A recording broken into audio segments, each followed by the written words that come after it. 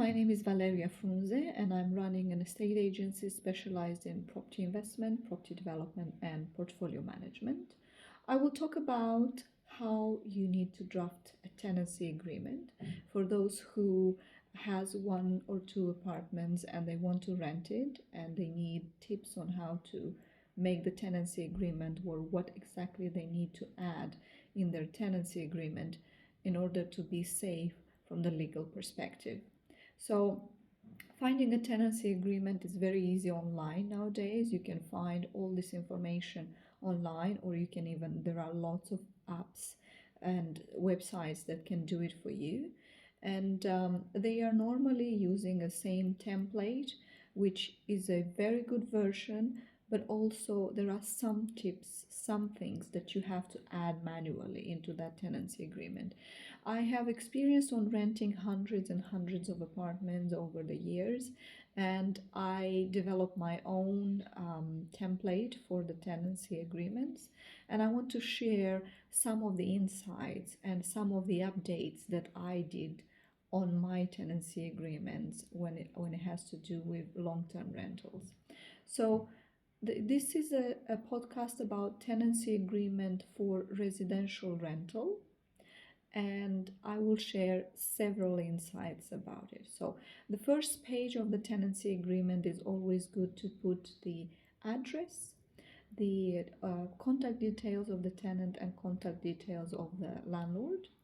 And when you add the contact details, it's very important to add all the details, so full name as in the passport, passport number, date of birth, place of birth, and any other information like email address and phone number and so on. As well, sometimes if it's a student, I add the details of their parents in case they act as guarantors for this particular tenancy. Second, I add the price, how much your rental is, and then it goes to terms and conditions. So normally a normal template that you get it like downloaded from online will have all these terms and conditions, and every single country has terms and conditions, and they have some differentiations, but in general lines every country is the same. And then you add on the tenancy, there is some things about the deposit, for example.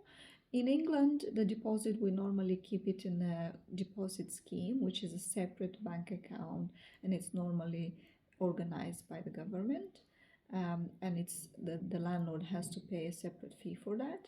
But in Greece or other countries, the deposit is held by the owner of the apartment, and sometimes many lawyers, when they draft the tenancy agreement, they make this mistake. So instead of them mentioning in the contract a deposit, they mention in the contract 2 months rent. This is a big mistake because the tenant will not understand that deposit is there to secure the owner and the property in case they don't pay the rent, or in case they don't pay the bills at the end, or in case they did any damages to the property. So the deposit is taken by the owner as a guarantee for any inconvenience, or if the tenant is leaving bills unpaid, or if the tenant is creating any damages to the property. So in this case, when you do the checkout, moving out, and also you do the inventory, and if there is something missing or if something is damaged, then with that condition the owner can hold whatever value of that missing things or whatever value of that damages is like to keep it as a security. So deposit in the tenancy agreement, it's a very important chapter. It has to be added, and it has to be, I add also another 2 terms about the deposit. So I specified the amount, and I also specify that the deposit will be refundable if the property has been returned in the same conditions and all the bills are paid. As well, I mentioned the amount of days that it will take for the deposit to be refunded. So deposit is normally refunded within 2 to 4 weeks from the checkout date, because many times there is a confusion with the tenants and they want the deposit straight in the same day as they move out, which is not possible because sometimes there is a how to say delay on the bill checks or on the inventory. So sometimes inventory and bill checks cannot be done in the same day as the checkout, and the tenant has to be patient and all this information has to be stored, and create a conversation via email or WhatsApp, whatever platforms you use for communication. But deposit has to be returned within 2 to 4 weeks. Yes, this is a very important term. Also, I add in my tenancy agreement that the owner or the owner's agent is allowed to do an inventory or inspection of the bills and of the property, physically visiting the property every 2 months.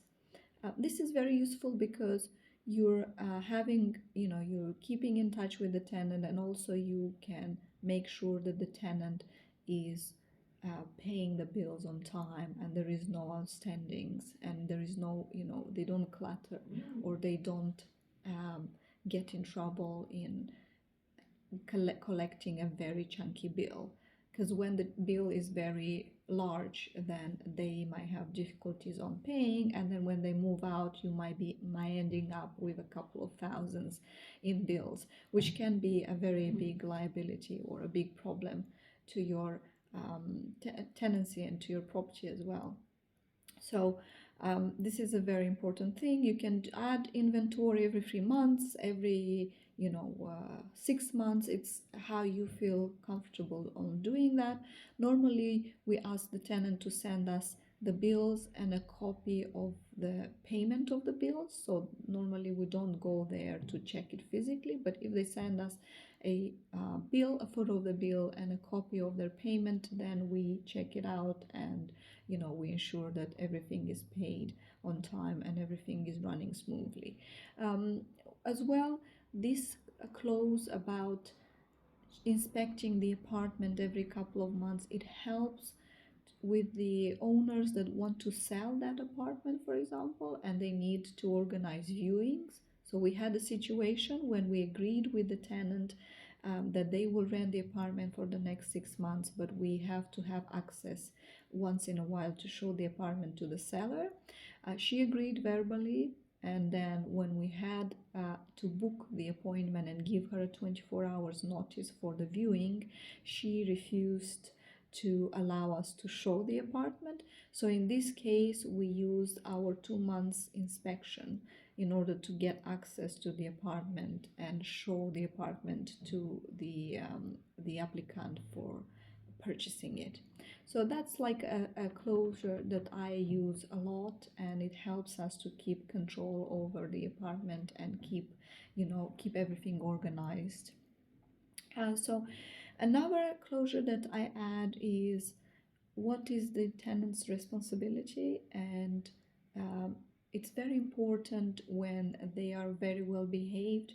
So I add that they, which hours is the siesta. So for example, in Greece there is a silent time in midday between 1 and 5, for example, or as in any other countries, you have to be silent or be quiet or not create too much noise after 10 o'clock and before before 7 a.m. So between 10 p.m. and 7 a.m. next day, you have to be quiet and respect the neighbors.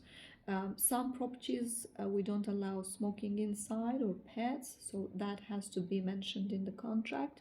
I mention the amount of tenants that the apartment has capacity for. So if the tenancy is for 2 people, then I will specify tenancy for 2 people. And if the guest has any guest, like if the tenant has any guests, for example, and the guest is overstaying, if the guest is more than 2 weeks in the apartment, then the tenant is obliged to inform the landlord for health and safety reasons. So this way you make sure that you know what's happening into your apartment, and if there is anything, any illegalities happening. For example, we had situations when the apartment was rented for two people, but they ended up being seven. So in this particular case, they breached the tenancy agreement, they breached the contract, and we had a better situation and position in dealing with the eviction. Yes. So this is a very important step, to be clear and very specific. As well, we mentioned at the bottom of the contract, on almost on the last page, that it's important for them to be eco-friendly and switch off the lights and the water and everything that is been there. We mentioned that they should not waste, use, or keep their belongings on communal areas like hallways and so on. And we actually had a situation when some students, they kept their rubbish for 6 months inside the apartment. So when we when we entered to do the moving out inventory, we had to deal with like a very bad smell, because their bags were rotting there for several months. So, all these small details gave us a list that we upgraded our tenancy agreement. So we mentioned that, the apartment has to be cleaned, kept clean, and, they have to make sure that they take the rubbish out and all these things. So in terms and conditions, which are quite interesting to add to. At the end, on the bottom, before the signature, I add the bank account details of the owner and a reference number. So normally reference number is because when you have multiple apartments, it's very important for you to keep track of the payments. So when they do the payment via transfer or whatever they do, they have to have a reference name. Normally it's the apartment number with the address and the month. So if it's like George 3, it will be George 3 March, for example, rent. This helps for you to keep track of your payments if you have multiple portfolios, so if you have multiple apartments. And also it helps with the keeping track of your bank account for the tenant, because sometimes when you send the text message they might lose it, but when they have the contract in place, then they can go back to the last page and have it as a reference. It helps me as well sometimes when they lose even the tenancy agreement. I go back on the last page and I just forward them the credentials for them to do the payment. So these are like small bits and pieces that you have to add on your tenancy.